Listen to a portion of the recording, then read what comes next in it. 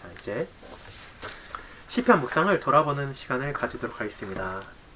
오늘 시간은 먼저 2021년 하반기에 돌아보던 시편 묵상들 가운데 4편을 함께 돌아본 후 그리스도의 탄생과 관련한 시편 2편을 살펴볼 예정입니다. 먼저 시편 111편 1에서 6절을 펼쳐주시기 바랍니다. 시편 111편 1에서 6절입니다.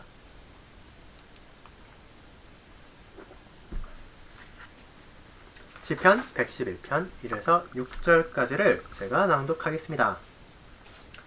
할렐루야!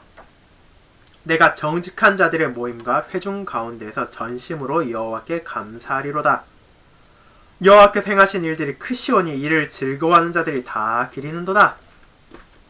그의 행하신 일이 존귀하고 어미하며 그의 의가 영원히 서있도다. 그의 기적을 사람이 기억하게 하셨으니 여호와는 은혜로우시고 자비로우시도다. 여호와께서 자기를 경외하는 자들에게 양식을 주시며 그의 언약을 영원히 기억하시리로다. 그가 그들에게 문나라의 기업을 주사 그가 행하시는 일의 능력을 그들에게 알리셨도다. 아멘. 자, 이 중에서도 2절 여호와께서 행하신 일들이 크시오니 이를 즐거워한 자들이 다 기리는도다 라는 본문을 기반으로 해서 이 시편 111편 첫 번째 묵상은 여호와 행하신 일을 기뻐함이라는 제목을 가지고 있습니다. 이를 천천히 낭독해 보도록 하겠습니다. 여호와께서 행하신 일들은 분명 위대합니다. 그분께서는 자신의 말씀을 통해 6일 동안 세상을 창조하시고 세우셨습니다. 그분께서는 이스라엘을 자신의 백성으로 택하시고 그들을 안전하게 새 땅으로 인도하셨습니다. 시편 111편 역시 예수 그리스도 안에서 성취된 하나님의 구속사역을 가리킵니다. 이것은 하나님의 가장 위대한 업적이며 그분께서 베푸시는 모든 축복의 근거입니다. 예수 그리스도께서 자신의 피로 우리를 구속하고 우리와 하나님과의 관계를 바르게 회복시키셨습니다. 하나님께서 진실로 그분의 백성들의 삶으로 들어오셨으며 그들을 돌보시기에 그 무엇도 그들을 하나님의 사랑에서 분리시킬 수 없습니다. 그렇기에 시편 저자의 마음이 하나님을 향한 찬송으로 가득 찬 것은 놀랄 일이 아니며 그는 모든 회중이 이에 대해서 알기를 원합니다. 우리는 2절에서 시편 저자가 여호와의 이와 같은 위대한 일들에 대해 그들이 즐거워하며 기려야 한다와 관련 짓는 것을 봅니다. 하나님께서 행하시는 것을 즐거워하는 사람은 그저 그것을 주목하기만 할 수 없으며 이어서 다른 무언가를 해야 합니다. 하나님의 일들은 숙고해야 하며 기려야 하고 묵상해야 하는 것입니다. 이스라엘을 애굽에서 건진 것은 구약시대 그들에게 모든 것이었으며 이는 언제나 그들의 마음에 새겨져 있었습니다. 이제 생각해 보십시오. 하나님께서 강력한 폭군인 사탄과 우리의 죄로부터 우리를 건지기 위해 독생자를 죽게 하셨습니다. 이 얼마나 큰 기쁨입니까? 이 얼마나 놀라운 특권과 즐거움입니까? 이것은 우리의 마음과 생각에 담아야 하는 것입니다. 여러분이 매일 시간을 보낼 때, 이른 아침이나 오후의 조용한 시간, 혹은 밤의 시간에 예수 그리스도 안에서 하나님의 위대한 일들을 떠올림으로 우리는 기쁨과 위로로 가득 채워질 것입니다. 우리 마음은 기쁨으로 하나님을 찬양하는 것으로 폭발할 것처럼 부풀어 오를 것입니다. 우리는 여호와 우리의 하나님과의 살아있는 관계로 가까이 인도되어 갑니다.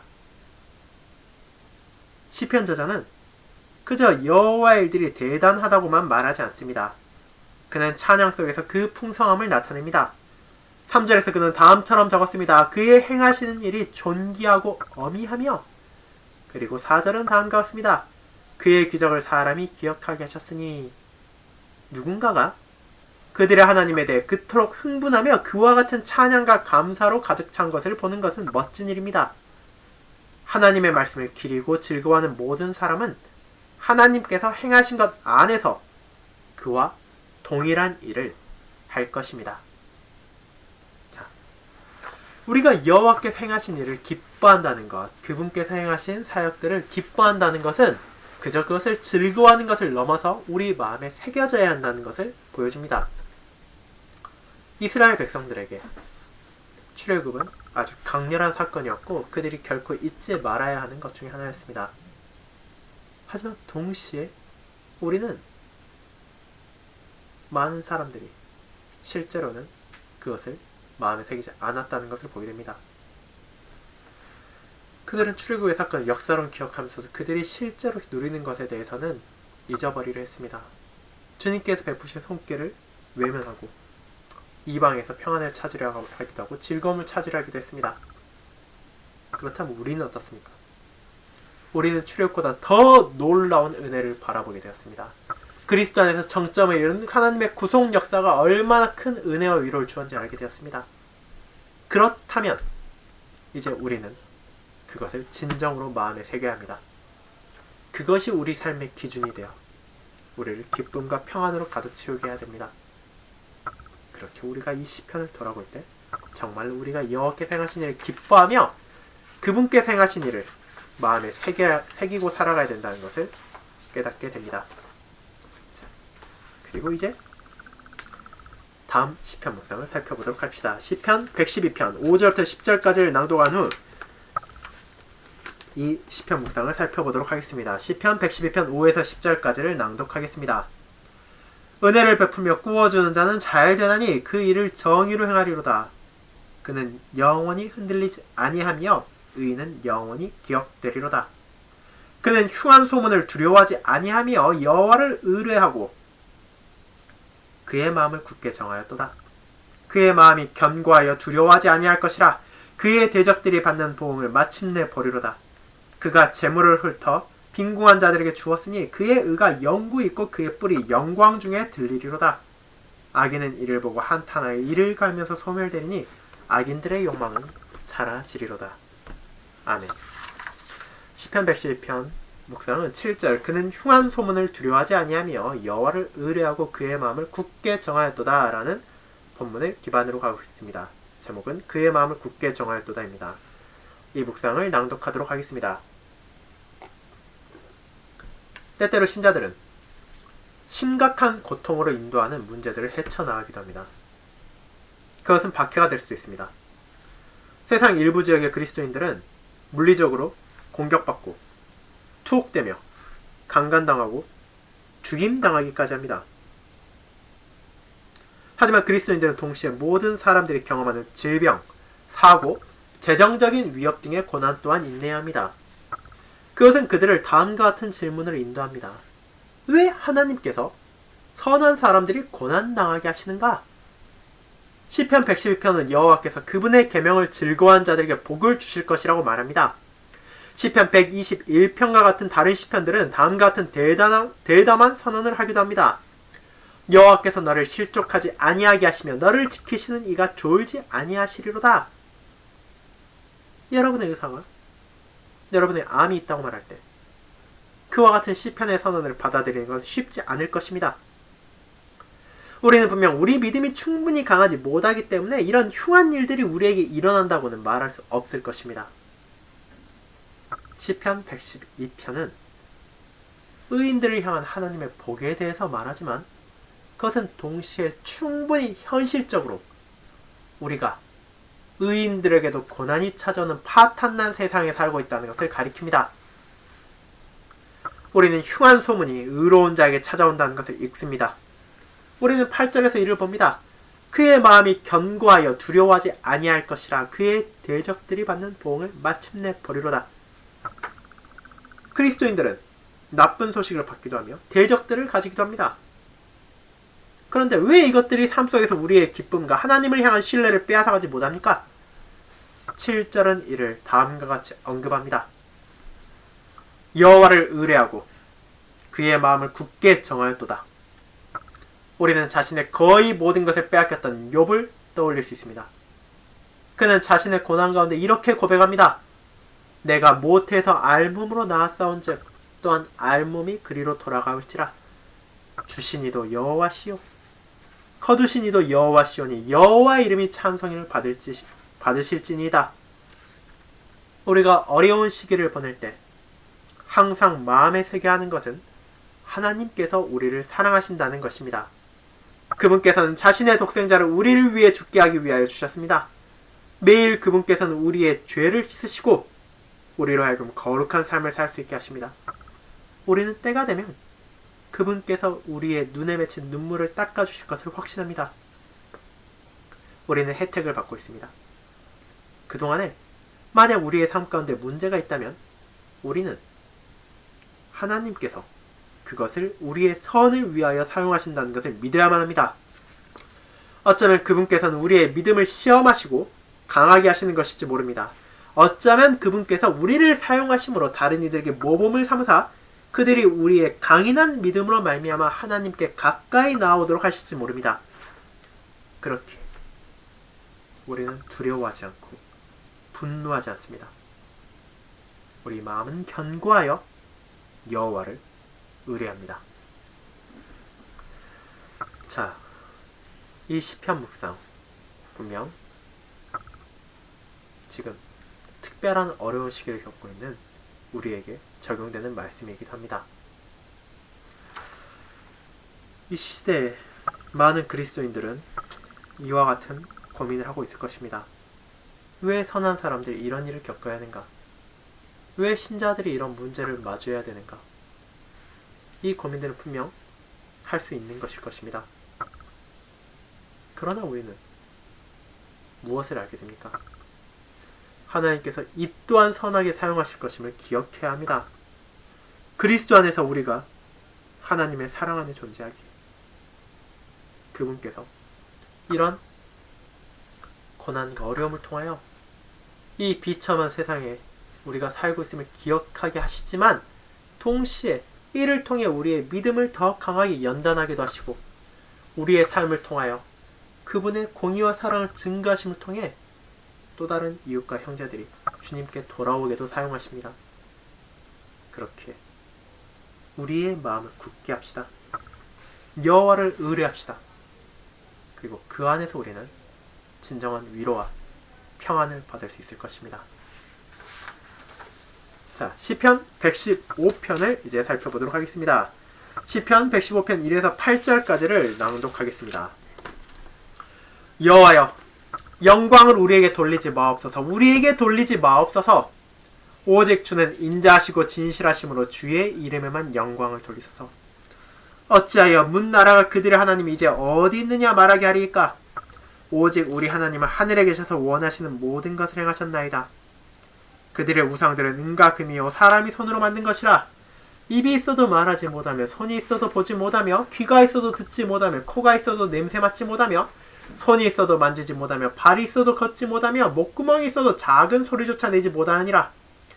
우상들을 만드는 자들과 그것을 의지하는 자들이 다 그와 같으리로다.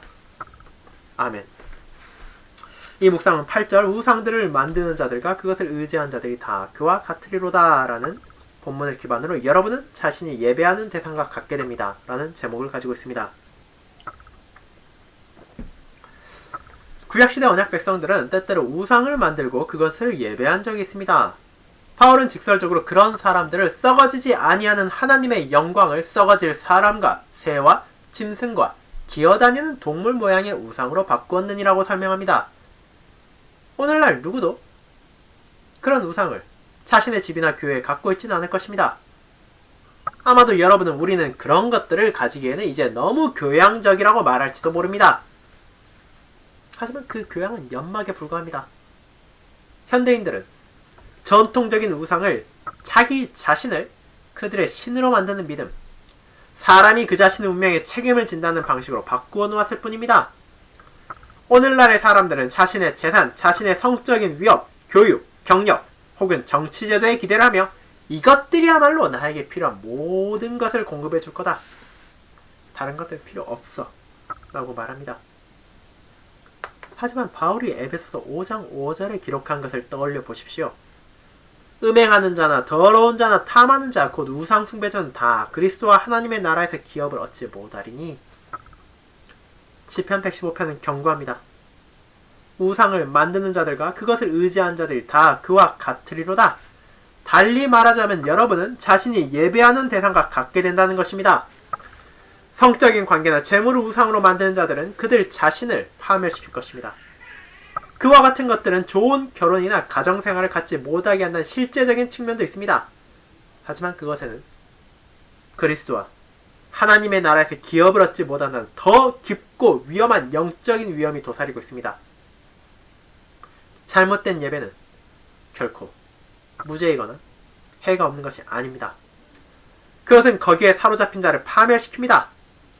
예를 들어 섹스 신발인 유명인을 선망해서 그녀와 같이 옷을 입고 그녀와 같이 행동한다면 이는 결국 그녀가 숭상하는 사람과 같이 되어버리는 극심한 위험으로 달려가게 할 것입니다. 그것은 그녀로 하여금 몇몇 사람들에게 인기 있게 만들지는 모르지만 그것은 얄팍할 뿐 아니라 심지어 위험하기까지 합니다. 우상을 대신해 우리는 그런 것들보다 훨씬 아름답고 경이로운 것을 가지고 있습니다. 우리 자신을 참 하나님께 헌신하는 것, 그분 안에서 우리의 모든 사고와 말과 행동에서 변화됨을 발견하는 것이 그것입니다. 예수 그리스도를 따르는 것은 우리가 다른 이들과의 관계에서 참된 사랑과 겸손을 개발하도록 합니다. 그것은 그분의 성령님에 따라 살아가며 성령의 열매인 사랑과 희락과 화평과 오래 참음과 자비와 양성과 충성과 온유와 절제를 맺는 것입니다. 궁극적으로 우리에게 중요하며 변하지 않는 가치를 가지는 것은 그분의 독생자 예수 그리스도를 우리의 구원자로 주신 하나님을 예배하는 것입니다. 여호와를 송축합시다.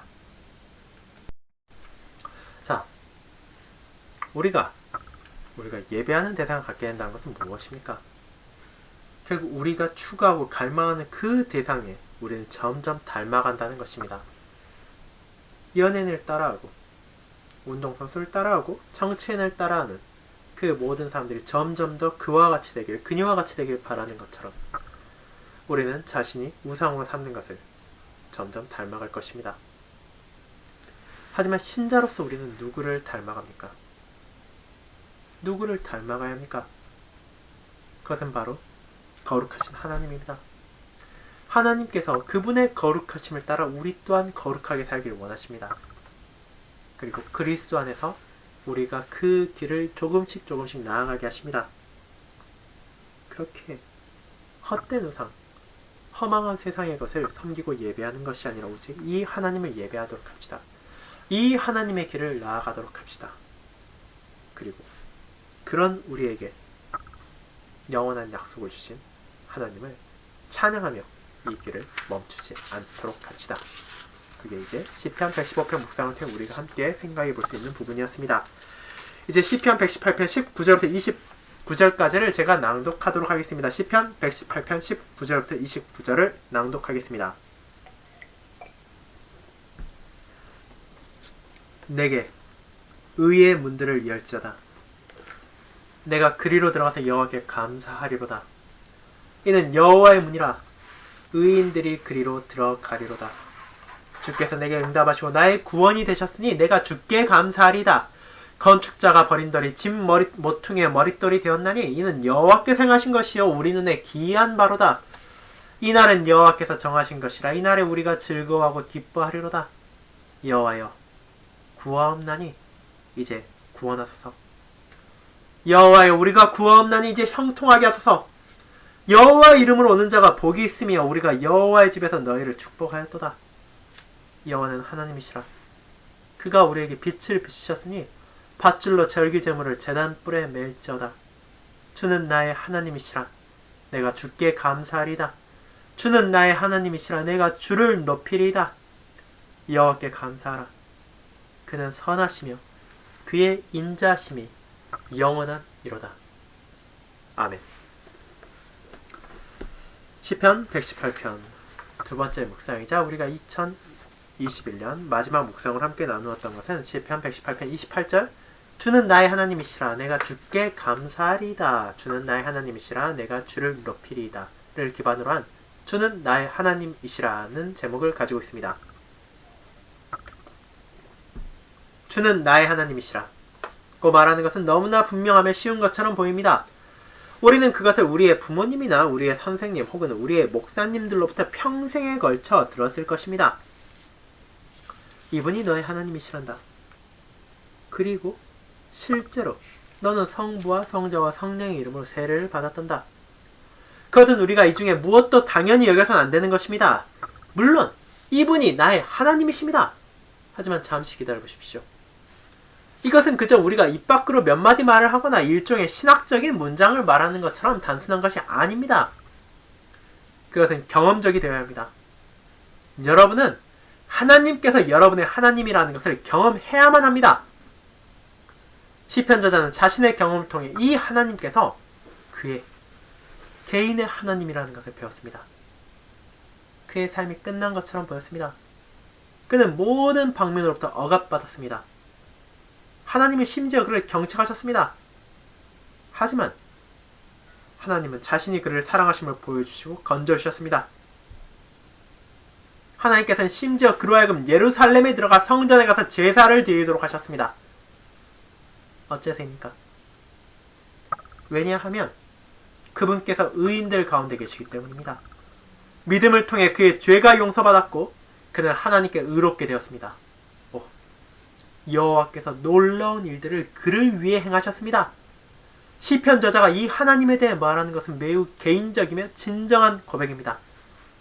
당신은 저의 것입니다. 그리고 그렇게 그는 하나님께 감사하며 그분을 찬양했습니다. 사람들이 성경의 하나님을 자신들의 하나님이라 고백하는 것은 놀라운 것입니다. 하지만 그 모든 것을 말하고 행하기 위해 여러분은 직접 이것을 경험해야 합니다. 여러분은 자신의 마음 안에서 이 하나님께서 여러분의 하나님이라는 것을 알아야 합니다. 어떻게 그것이 일어납니까? 시편 118편은 그 방법을 우리에게 알려줍니다. 여러분의 시편 저자가 경험한 모든 고난을 겪을 필요는 없습니다. 하지만 우리 모두는 어려움과 꿈, 실망과 우리의 죄와 함께 살고 있습니다. 우리는 그와 같은 것을 그분의 독생자 예수 그리스도의 이름 안에서 하나님께 기도로 가져가 그분의 인도를 구하고 죄가 용서받았음을 기뻐할 때 어떻게 그분을 섬길지 명확히 알게 될 때 우리는 하나님께서 우리와 함께 하시며 우리를 위하신다는 것을 경험하게 됩니다. 그곳에는 친밀함이 있습니다. 그곳에는 우리의 하나님께서 우리의 인도자이시며 도움이시라는 기쁨이 있습니다. 하나님께서는 우리에게 진실하십니다. 그분께서는 어쩌면 나의 아버지와 어머니의 하나님이실지 모릅니다. 하지만 그분은 동시에 나의 하나님이시며 나의 삶은 그분과의 교제 안에서 그분께 영광과 찬양을 돌리기 위한 것이 되어야 합니다. 자, 이를 통해 우리는 하나님께서 나의 하나님이라 고백하는 것이 어떤 의미인지를 기억해야 합니다. 하나님께서 언약 백성들에게 자기 자신을 너의 하나님이라고 소개하셨습니다. 그분께서 그들을 자신의 소유로 삼으셨고 이제 그 백성들은 하나님을 자신의 하나님이라고 고백할 수 있는 영광을 얻었습니다. 우리 역시 마찬가지입니다. 우리는 그런 하나님을 나의 하나님이라고 고백할 수 있어야 합니다. 그리고 그것은 단순히 신학적인 하나의 문장이 아니라 나의 삶에서 직접 경험한 것으로 고백이 되어야 됩니다. 하나님께서 나를 어떻게 인도하시는지, 하나님께서 나를 어떻게 위로하시는지, 하나님께서 어떻게 나에게 진리를 보여주시는지, 그 모든 것들을 통하여 우리는 그분이 나의 아버지, 나의 어머니의 하나님일 뿐 아니라 이제 나의 하나님이라는 것을 진심으로 고백하며 그 안에서 위로와 평안을 받아야 합니다. 이 고백을 또 이 연말에 우리의 마음속에서 떼어놓지 않도록 합시다. 이제 그동안의 시편 묵상을 돌아보았고 마지막으로 그리스도의 탄생에 관련된 시편 묵상 2편을 살피고 오늘 모임을 마치도록 하겠습니다. 먼저 시편 8편을 펼쳐주시기 바랍니다. 시편 8편을 제가 낭독하도록 하겠습니다. 다윗의 시, 인도자를 따라 깃딧에 맞춘 노래. 여호와 우리 주여, 주의 이름이 온 땅에 어찌 그리 아름다운지요. 주의 영광이 하늘을 덮었나이다. 주의 대적으로 말미암아 어린아이들과 젖먹이들의 입으로 권능을 세우시며 이는 원수들과 보복자들을 잠잠하게 하려 하심이니이다. 주의 손가락으로 만드신 주의 하늘과 주께서 베풀으신 달과 별들을 내가 보니 사람이 무엇이기에 주께서 그를 생각하시며 인자가 무엇이기에 주께서 그를 돌보시나이까. 그를 하나님보다 조금 못하게 하시고 영화와 존귀로 관을 씌우셨나이다. 주의 손으로 만드신 것을 다스리게 하시고 만물을 그의 발 아래 주셨으니 곧 모든 소와 양과 들짐승이며 공중의 새와 바다의 물고기와 바닷길에 다니는 것이니라.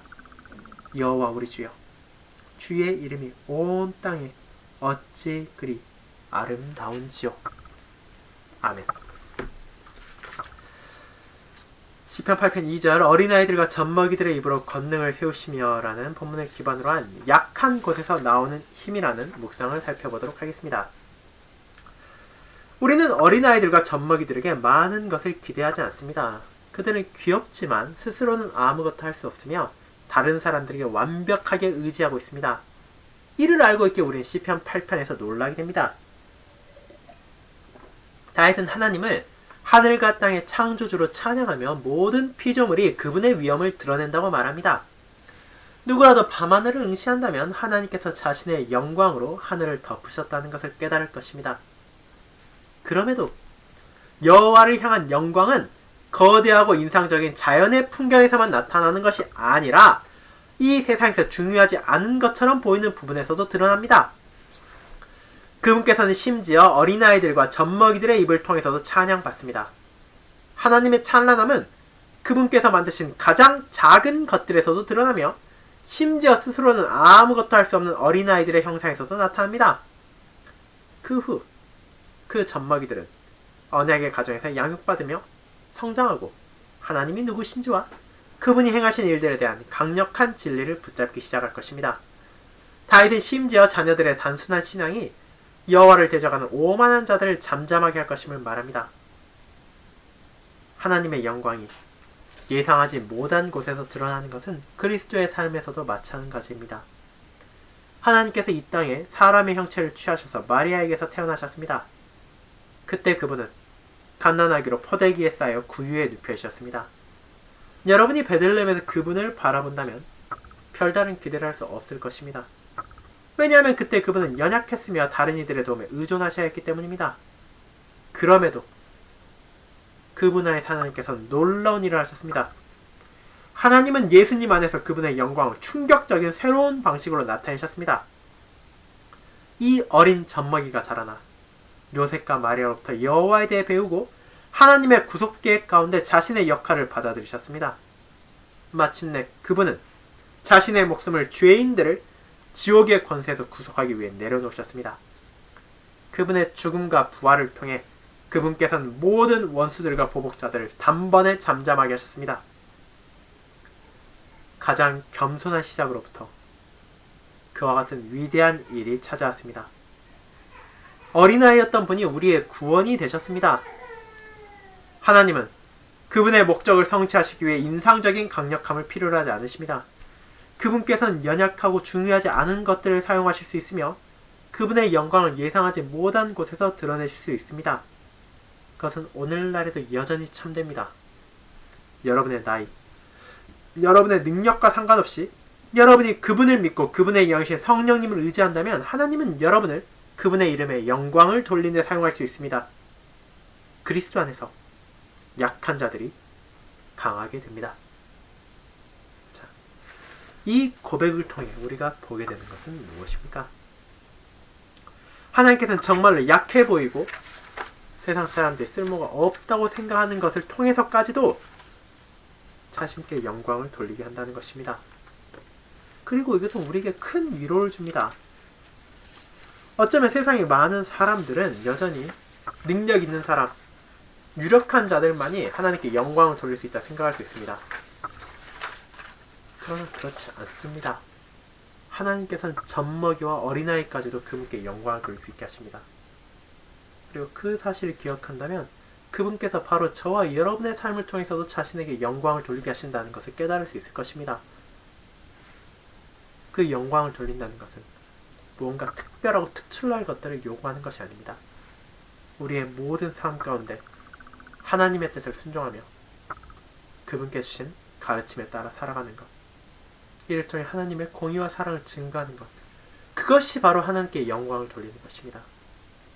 그리고 그 삶을 우리는 그리스도 안에서 살아갈 수 있게 되었고, 이제 그 그리스도의 탄생이 우리에게 얼마나 큰 은혜인지를 다시금 돌아보게 됩니다. 이제 두 번째 묵상, 시편 40편 1에서 8절을 제가 낭독하도록 하겠습니다. 그리스도의 탄생에 대한 두 번째 묵상인 시편 40편 1에서 8절을 먼저 낭독하고 묵상을 낭독하겠습니다. 다윗의 인도자를 따라 부르는 노래. 내가 여호와를 기다리고 기다렸더니 귀를 기울이사 나의 부르짖음을 들으셨도다. 나를 기가 막힐 웅덩이와 수렁에서 끌어올리시고 내 발을 반석 위에 두사 내 걸음을 견고하게 하셨도다. 새 노래 곧 우리 하나님께 올릴 찬송을 내 입에 주셨으니 많은 사람이 보고 두려워하여 여호와를 의지하리로다. 여호와를 의지하고 교만한 자와 거짓에 치우치는 자를 돌아보지 아니하는 자는 복이 있도다. 여호와 나의 하나님이여, 주께 행하신 기적이 많고 우리를 향하신 주의 생각도 많아 누구도 주와 견줄 수가 없나이다. 내가 널리 알려 말하고자 하나 너무 많아 그 수를 셀 수도 없나이다. 주께서 내 귀를 통하여 내게 들려주시기를 제사와 예물을 기뻐하지 아니하시며 번제와 속죄제를 요구하지 아니하신다 하신지라. 그때 내가 말하기를 내가 왔나이다. 나를 가리켜 기록한 것이 두루마리 책에 있나이다. 나의 하나님이여, 내가 주의 뜻 행하기를 즐기오니 주의 법이 나의 심중에 있나이다 하였나이다. 아멘.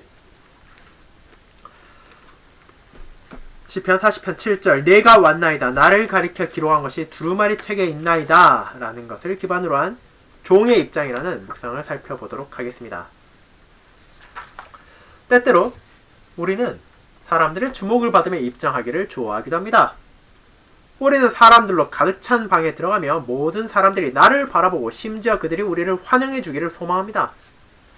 그와 같이 들어가는 것은 우리의 자존심을 세워주며 우리 이미지에 광택을 칠해줍니다. 하지만 예수님께서 이 땅에 오셨을 때 그분의 입장은 오직 극소수에게만 주목되었습니다. 왜냐하면 그분은 사람의 육신을 입으시고 종의 형체로 겸손하게 오셨기 때문입니다. 히브리서 10장 5에서 7절은 예수님이 이 세상에 입장하실 때 그분께서 시편 40편에서 다윗이 말한 대상이 자신이었음을 밝히셨음을 말합니다. 보시옵소서 내가 왔나이다. 내가 주의 뜻 행하기를 즐기옵니다. 다윗은 1차적으로 하나님께서 자신을 죽음에서 건지셨을 때에 대하여 말했습니다. 그는 파멜의 수렁에 빠졌으나 하나님께서 그의 부르짖음을 들으셨습니다. 이제 다윗은 감사하며 여호와께 진심으로 순종하겠다고 서약합니다. 왕으로서 다윗은 자신의 지위에 대한 영예나 명망에 대한 유혹을 느꼈어야 했을지도 모릅니다. 하지만 그런 유혹이 아니라 그는 그 위치를 하나님을 향한 섬김의 삶이라는 특별한 기회로 바라보았습니다. 이스라엘에서 그의 소명은 여호와의 율법을 효과적으로 시행하는 것이었으며 두루마리 책에 기록된 것에 의해 살아가는 것이었습니다. 죽음에서 건짐을 받아 그는 하나님의 말씀에 순종적인 위대한 종이 될 것입니다. 하나님의 독생자께서는 성육신 이전에 하늘의 높은 위치를 붙잡으셔야 했을지도 모르지만 그분은 기꺼이 자신을 낮추셨습니다. 그분께서는 자신의 소명과 목적에 따라 낮은 자리에서의 봉사를 받아들이셨습니다. 그분의 선조인 다윗과 같이 예수님께서는 하나님의 뜻에 순종했으며 여호와의 율법에 따라 살아가고 그분의 다른 가르침들을 실천했습니다. 예수님께서 이 땅에 계실 때 그분의 한결같은 고려사항은 아버지의 계명에 순종하는 것이었습니다. 심지어 그 소명이 그분을 십자가로 인도할 때도 예수님께서는 자신의 원이 아니라 아버지의 뜻대로 이루어지기를 기도하셨습니다. 그래서 그리스도께서는 죄인들을 위한 죽음을 위해 나가셨습니다.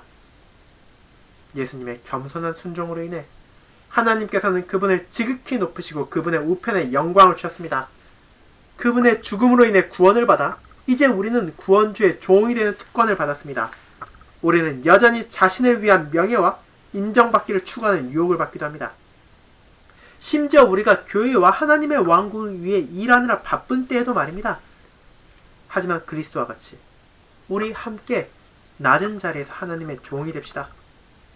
오늘 여러분의 한결같은 뜻과 진심 어린 바람이 모든 면에서 우리의 주님의 뜻을 실천하며 그분의 말씀에 순종하는 것이 되기를 바랍니다. 자, 이제 이 연말을 맞이하고 얼마 남지 않은 성탄절을 바라보며 이것을 우리의 마음에 새게 할 것입니다. 우리 모두 누군가가 나를 높여주기를 원하며 누군가가 나를 칭찬해주길 바랍니다. 그리고 그것을 우리는 교회를 향한 헌신 가운데도 드러내기도 합니다. 하지만 우리가 진정 기억해야 되는 것은 무엇입니까? 주님께서 한없이 자신을 낮추시고 이 땅에 오셨으며 그와 같이 겸손한 삶을 우리가 살도록 인도하신다는 것입니다. 그렇기에 우리는 나를 높이기 위해 살아가는 것이 아니라 이 땅에 오신 우리의 구속주, 우리의 주님을 높이기 위해 살아가야 합니다. 우리의 명예, 우리의 영광이 아니라 그분의 영광, 그분의 명예, 그분의 뜻에 따르는 삶을 이제 2021년의 마지막 순간까지도 우리가 잊지 않고 또 새로운 한 해에도 이를 기억하며 살아가도록 합시다. 그렇다면 이제 그런 우리에게 이 주님께서 주신 아름다운 기도를 드리고 오늘 모임을 마치도록 하겠습니다. 주기도문을 기도하겠습니다. 하늘에 계신 우리 아버지여, 이름이 거룩히 여김을 받으시오며 나라가 임하옵시며 뜻이 하늘에서 이룬 것 같이 땅에서도 이루어지이다. 오늘날 우리에게 일용할 양식을 주옵시고 우리가 우리에게 죄 지은 자를 사하여 준 것 같이 우리 죄를 사하여 주옵시고 우리를 시험에 들게 하지 마옵시고 다만 악에서 구하옵소서. 대개 나라와 권세와 영광이 아버지께 영원히 있사옵나이다. 아멘.